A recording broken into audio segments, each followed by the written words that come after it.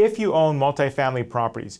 What's about to happen in the market given that the federal government just lowered the interest rate for the first time in 2025?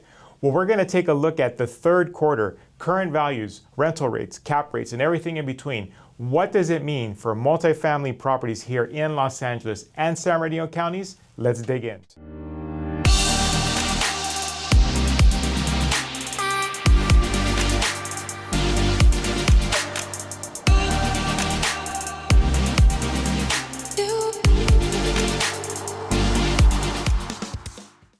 Hi, it's Kris German and welcome back to the Apartment Dealer Show.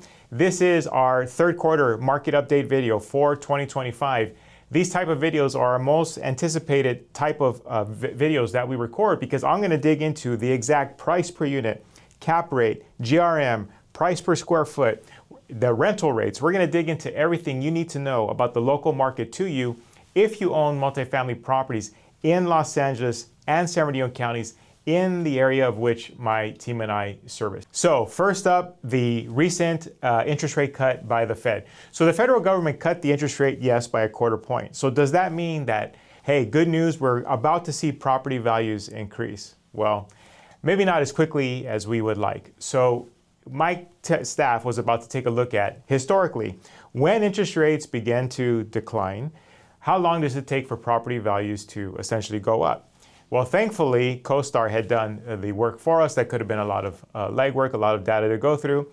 And what they found is historically, once interest rates began a downward trajectory, it can take anywhere from 18 months to 24 months for us to see a meaningful change in property values. So for those people that maybe have been holding out, say to sell a building because they thought, well, as soon as interest rates come down, I'm going to be able to get a high price. It may not be as quick as one might hope. And why is that? So let's think about the psychology of this. Let's say, hypothetically, just last week as an investor, you got a call from a commercial real estate broker telling you there's a building for sale in your market for, let's make up a number, $200,000 per unit. Okay, that's the call you get, $200,000 per unit. Then a couple of weeks later, you get a call from a broker, a different broker, a building for sale, similar size and mix and what have you, and they're asking $250,000 per unit. Aren't you going to question, well, if the rents are about the same, building is about the same, you know, the unit mix and what have you, why is there such a differential in price? And the broker, the second broker, says, well, given the recent cut in interest rates, don't you see that your cash on cash return is going to be X? And that might be what they tout.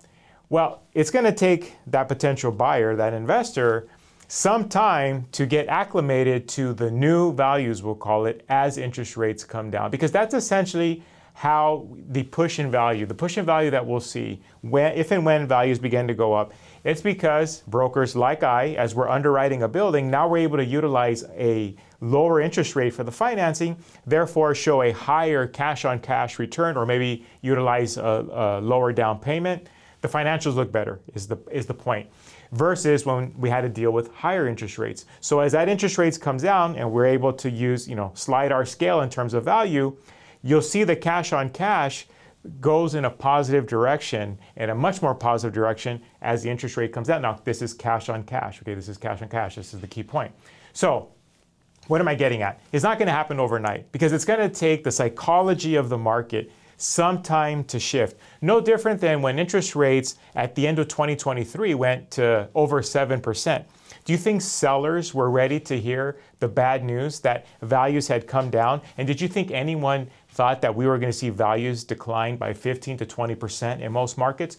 Nobody would have guessed that. When we were just coming off the highs of 2022, coming out of COVID, no one would have guessed that. And that's exactly what transpired. And finally, over the course of, say, the last 6 to 8 months, we've seen some decent deal flow, much of which we're going to go through here today. Because why? Because sellers finally got acclimated to seeing buildings being sold at a certain price per unit, a higher cap rate, a lower GRM. And if they're a seller, they have to say, okay, well, 1, 2, 3 comps in my neighborhood, yeah, that's the new value. The building is worth, at the end of the day, what a buyer is willing to pay. And maybe as a seller, you don't want to accept that price and you don't have to sell. But if you're a seller and there's some motivation, at the end of the day, it's worth what a buyer is willing to pay. So it might, hopefully, interest rates continue downwards. That'd be a great thing. We're going to get more leverage, right? Our cash on cash is going to go up, but it probably will take some time to see a meaningful move in property values. That's something that you need to be cognizant of. Next up, tenant unions. Now, maybe you didn't hear, but for the first time, we have tenants across 5 different states that have come together and are in the midst of building a tenant union. And what are they looking for, right? They're looking for more rights, more protections, and what have you. Now, if you attended any of our educational events that we've hosted over the last year or so, Mike Brennan, the eviction attorney who speaks at my events, had shared with you this California SB 1465. And California SB 1465 essentially says that if you are called out on repairs that are needed by the property, say by the city inspector or the tenants haul you into City Hall and say, hey, look, the property has a bunch of deferred maintenance and city agrees and you don't attend to those repairs, then a tenants' right group or even the tenants could move to take receivership of the property, if you can imagine. Now, this is law. California SB 1465, if you haven't already heard. So this is law. So again, your property needs deferred maintenance, and now the tenants make a move to put the property into receivership until the property is in better shape. Essentially, while this tenant union, that's not taking place in California, this is outside of the state. But nonetheless, you have tenants coming together from 5 different states all together saying, hey, we're going to unionize so that we have more protections and more of a voice. What happens with your properties, that is happening now. Okay. So on that happy note, so what's going on big picture in multifamily? Look, multifamily is still a great asset to own. Here, especially here in Southern California, I've always said that you and I as landlords here in Southern California, we're spoiled because we have next to no vacancy. Essentially, rental rates just continue to tick up. Yes, there's pullbacks like we've had here recently, but we know they're going to start climbing again. We're spoiled here because of supply and demand.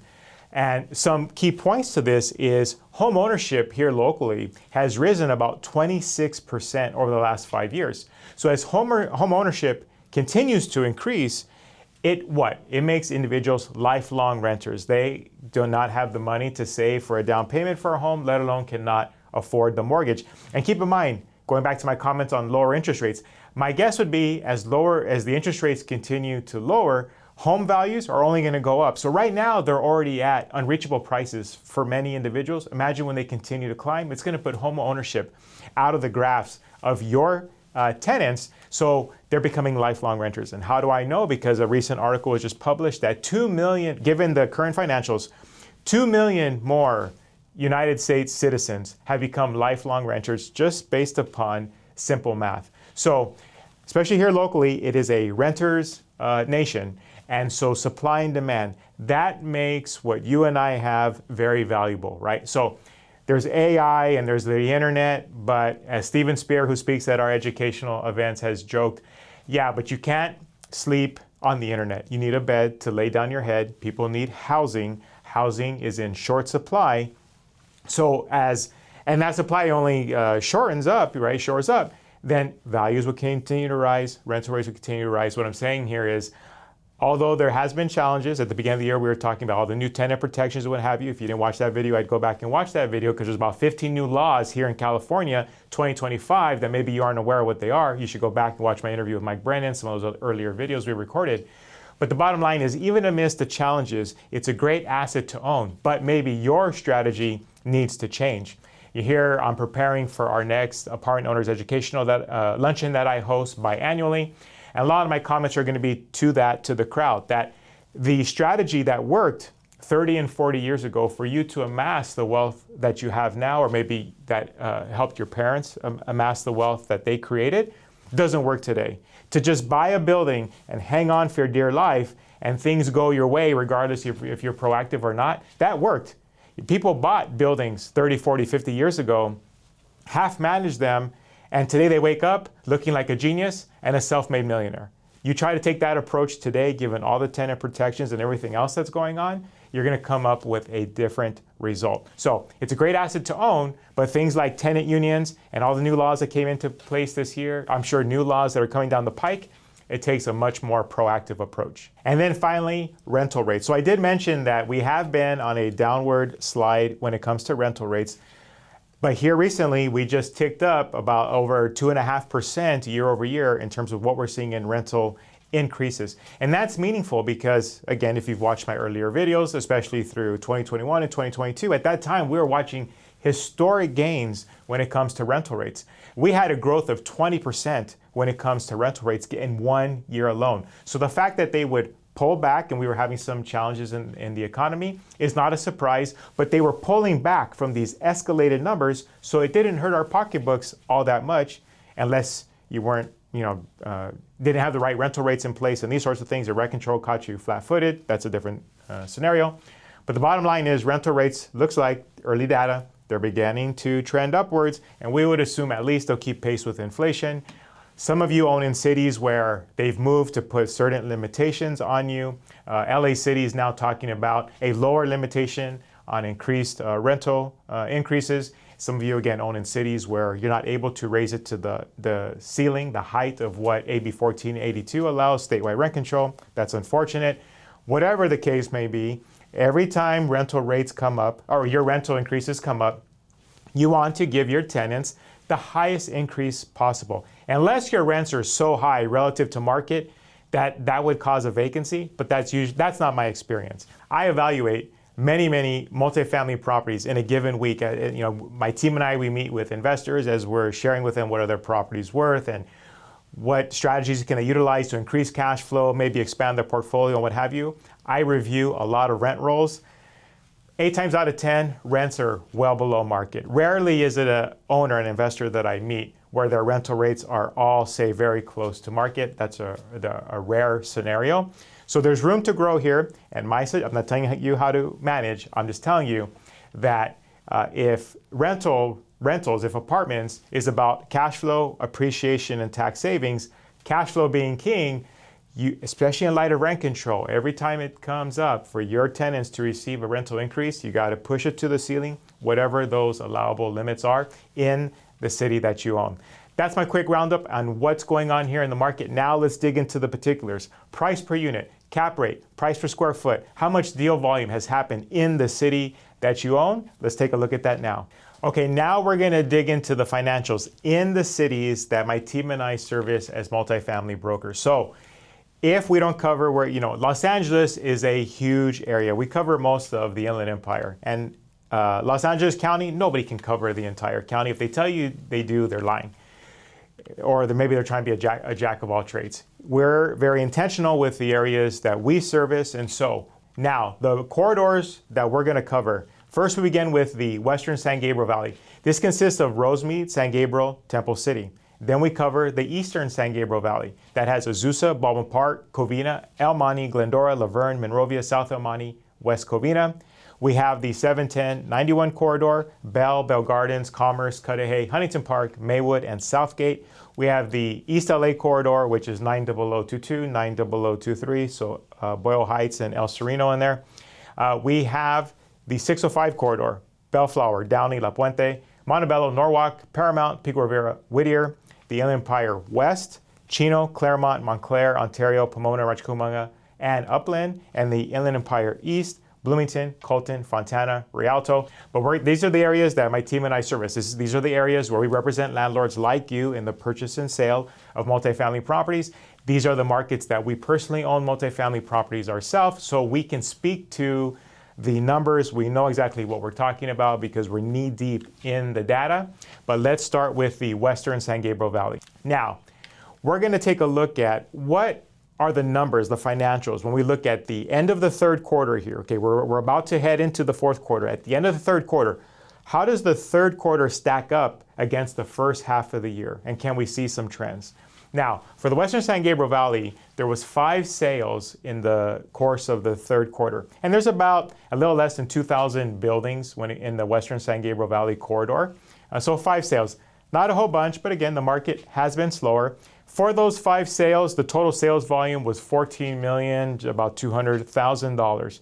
Now, price per unit in the third quarter averaged out of those 5 sales to about $355,000. The previous 2 quarters, the first half of the year, the average was $320,000 per unit. The cap rate for the third quarter 4.1. And when we look at the average over the course of the first half of the year, 4.59. So interestingly enough, in the Western San Gabriel Valley, if this continues to be a trend, the values are in an upward trajectory. It's kind of premature to the market, and maybe they pulled back a little bit more than they were supposed to over the course of the last 18 months or so. But nonetheless, we see this upward trajectory. Don't get excited yet. We're not saying it's a trend yet. We got to see at least another quarter worth of data. But if this holds true, that we went from a 4.6 cap to nearly a 4% cap rate again, that's very meaningful to those individuals who own buildings in the Western San Gabriel Valley. Now, GRM, gross rent multiplier, okay, if you took the gross rents, how many times you have to multiply them to equal the sales price of these buildings? In the third quarter, 14 times gross. Interestingly enough, it was 14 times gross in the first half of the year on average. And again, we're tracking about 1,926 buildings. Now, for rental rates, here are your rental rates. When it comes to rental rates, we take a look at Zillow, Rentometer, CoStar, we take the averages. So again, if your units are in pristine condition, you can get above the average. These are just averages. But again, find your city, find the bedroom count you're looking for, pause the video, and here are your current rental rates for the third quarter of 2025. Okay, now jumping into the Eastern San Gabriel Valley. Again, here we have Azusa, Baldwin Park, Covina, El Monte, Glendora, Laverne, Monrovia, South El Monte, West Covina. In the third quarter, just the third quarter, we had 14 sales. Those 14 sales amounted to $36.5 million worth of inventory that sold. Here in the Eastern San Gabriel Valley, we're tracking 1,871 multifamily buildings that are between 5 and 50 units. So that's what we're tracking here. And then we're comparing third quarter price per unit versus the first half of the year, and then we are as well as for the other financials. Price per unit third quarter on average for the 14 sales that occurred was $260,000. Compared to the first half of the year, the average was about $278,000 per unit. Cap rate for the third quarter on average from these 14 sales was 5.56%. Cap rate for the first half of the year on average was 5.27%. So we see a slight downward trajectory on price per unit on average and a slight upward tick on the cap rate. And then GRM, we see GRM at 13.24. Earlier in the year, it was about 13, so not much of a differential there, about the same. Price per square foot, third quarter, $336 a foot versus the first half of the year, $320 per foot. But I'm going to say the same thing as I did with the Western San Gabriel Valley. There's a trend here, but we need another quarter of data. Then we're going to look at the year as a whole. So when I come back to you in January with our next market update, we'll look at the year as a whole. But again, these are the trends per each individual corridor. Now here are your rental rates for the Eastern San Gabriel Valley. These are an average of Rentometer, Zillow, and CoStar. Just averages. If your units are in better condition, if you follow the apartment dealer plan, if you watch some of our renovation videos and your units are in pristine condition, you're going to get better than average. But this is a good start if you have rental increases coming up. Find your city, the bedroom count you're interested in, and utilize those numbers. Okay, now the East Los Angeles corridor, 90022, 90023, El Sereno, Boyle Heights, this general area. For the third quarter, there was 5 total sales, which amounted to nearly $7 million of sales volume. Now, when we take a look at third quarter, that's the 5 sales, versus the first half of the year, what are our trends? Interestingly enough, price per unit was $175,000 on average, and it was $175,000 for the first half of the year. So very interesting. It's trending about the same. Cap rate for this third quarter, 6.1%. For the first half of the year on average was 6.8. So again, it was higher towards the beginning of the year, the cap rate. GRM, 12.81 was where we were the first half of the year. Here recently in the third quarter, we've dipped under 11 times gross. So East LA has its challenges because it has localized rent control. So you can raise your rents less than a third of what you can raise it in some of the surrounding cities that don't have localized rent control. But nonetheless, if you're a long-term hold type of individual and you can buy things at 11 times gross or less, and you can pick things up at $175,000 per unit, again, it's affordable, I guess is what I'm saying. It's affordable, long-term hold. Maybe you're not going to get rich overnight because of the limits on rental increases, but if you play it right, get some vacancies, there's opportunity there.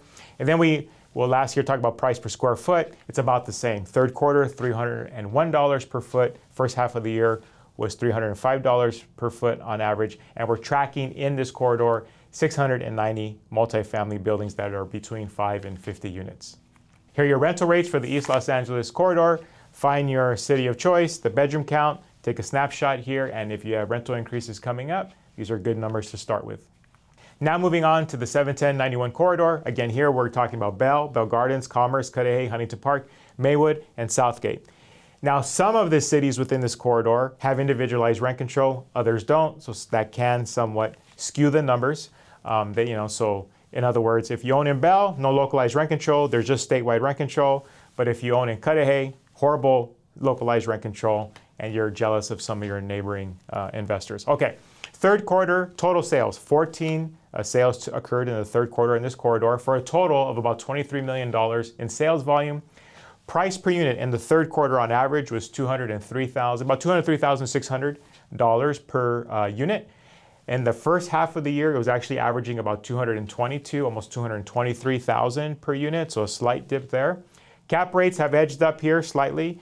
The first half of the year, we were at about a 5.39% cap rate. Now we're at about 5.44. So again, it's roughly about the same, little tick upwards.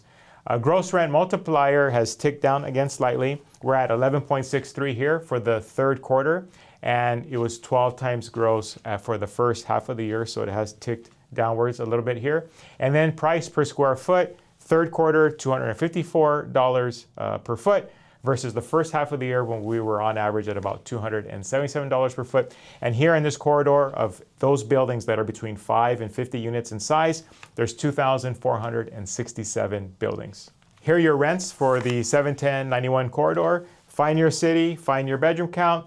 And again, these are averages, so if you might have a building that has more amenities, you might have a building that has less amenities, your units might be fully renovated, your units might still look like they're from 1950. So again, this is a sliding scale, but these are some numbers at least to get you started for your next rental increase. Moving on to the 605 corridor, here we have Bellflower, Downey, La Puente, Montebello, Norwalk, Paramount, Pico Rivera, and Whittier. Total sales for the third quarter, we had 12 sales in this particular corridor. Sales volume, those 12 sales, amounted to $32,478,000 worth of sales. Price per unit in the third quarter on average was just about $220,000 per unit. First half of the year, it was closer to $270,000 per unit. Cap rate, we're at about a 5.6% cap rate on average for the third quarter of those 12 buildings that sold. The first half of the year was averaging at about a 5.2% cap rate, so cap rates have edged up. Gross rent multiplier here on average for the sales, third quarter, 12.74. First half of the year was at 13. And then price per square foot. First half of the year was $341 per foot. Here recently it dipped to about $240 per foot. So that's a meaningful change. Obviously there's been some changes here value-wise in the 605 corridor. And we're tracking 3,225 buildings in this particular corridor, buildings that are between 5 and 50 units. Here are your rental rates for the 605 corridor. Find your city of interest, go across, find your bedroom count. And again, as I've said 4 other times now, these are averages. So it depends on the amenities you offer, condition of the unit, and these sorts of things. But these are averages, good place to start. I would imagine for many of you, your rental rates are still below even the average. So we got to work on picking up our rental rates, focus on cash flow. But here, we share these with you to get you started. The Inland Empire West. In the third quarter, we had 4 sales that amounted to nearly $7 million in total sales volume.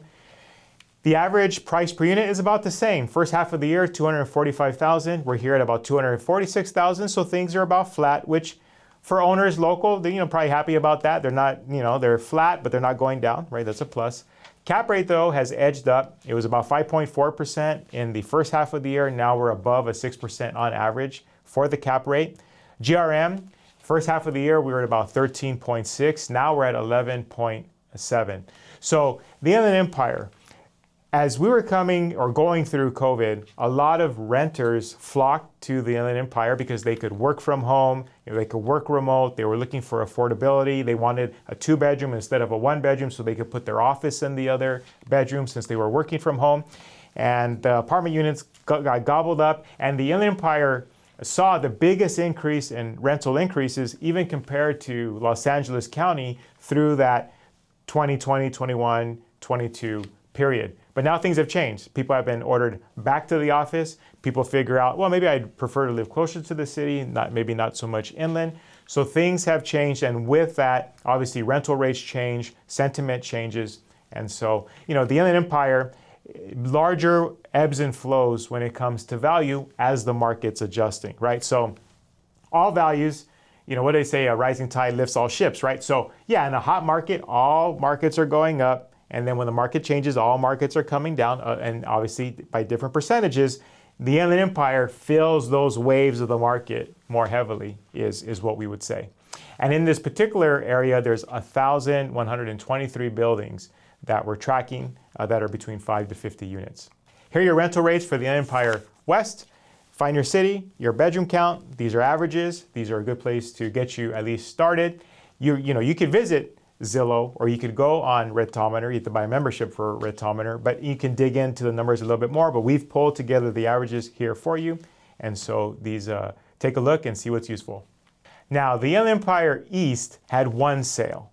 So the Inland Empire East, which is Bloomington, Colton, Fontana, and Rialto, which is where we track there, is about 287 buildings. Not a lot of stock of buildings that are between 5 to 50 units. There's definitely more duplexes, triplexes, and fourplexes, but that's not really our market that we're tracking, at least for this video. So one sale, not much to talk about, but I will share with you the rental rates. So here are the individual cities in the Inland Empire East. Go across for your bedroom count. These are the averages, which you could look to collect now should you have a vacancy, or you're trying to figure out how much to charge on a rental increase. These at least will get you started with the averages. Okay, so interest rates. Hopefully they continue to trend down, but as we discussed, it may take some time to see a meaningful move in values. So whatever your strategy is, keep that in mind. It's not going to happen overnight. We didn't drop in values by 15 or 20% overnight. We're definitely not going to swing upwards overnight either. Keep that in mind as part of your strategy. When we talked about the tenant unions, we're really talking about tenant protections, and what we're really talking about is increased risk, the increased risk of being a multifamily investor. So again, it's a great investment. We talked about that the shortage of housing is only becoming a bigger issue. People are becoming lifelong renters for longer, more and more of them, I should say.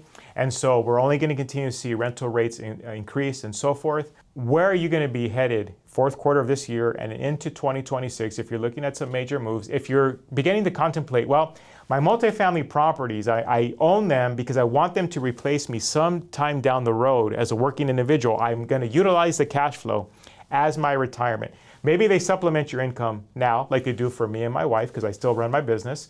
So they just supplement our income.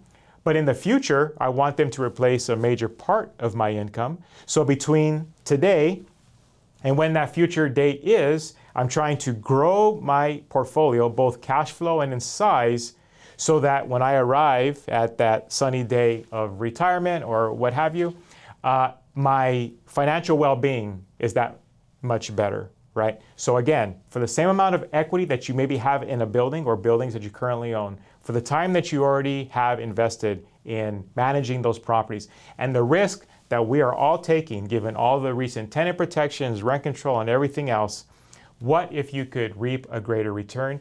And it almost becomes a moral question. Well, if you could, then shouldn't you? Right? So this is something to consider. If you own a multifamily property in any of the markets that we discussed today, and you'd like a consultation, hey Kris, I'd like to hear what are some of the movers and shakers in the market? What are they doing today? How have you helped other clients increase their cash flow, increase their portfolio size? Or you're on the other side of the spectrum. You're actually looking to exit the market. You're saying, hey, I want to downsize. I'm in my golden years. I'm tired of all the changes. I don't like the recent changes. That's it. I'm ready to cash in. But what do I do about capital gains? How do I replace the cash flow that I've been enjoying from my multifamily properties to continue to provide for myself? What options are out there? We'd be happy to meet with you, sit down, have a private conversation to discuss, again, what are the strategies that we see winning in the market? What are the opportunities particular to your situation given the equity that you have at your disposal? And or what are the exit strategies that our clients are finding favorable so that they can do other things besides own multifamily properties? I hope today's video was helpful. As I said, we're preparing here for our final educational luncheon for the year. We'll be sharing highlights from that on our channel come later in the year. So if you haven't already, I would subscribe to our channel, like this video, share it with other landlords that you know could use this information. It'd be helpful for them. I'm all about helping you build your financial legacy in multifamily properties. That's why the Apartment Dealer as a company exists, and that's what we do daily with our clients. We help them increase their financial legacies. Kris German from the Apartment Dealer wishing you positive cash flow, tenants who behave, and much protection from Uncle Sam. Till next time.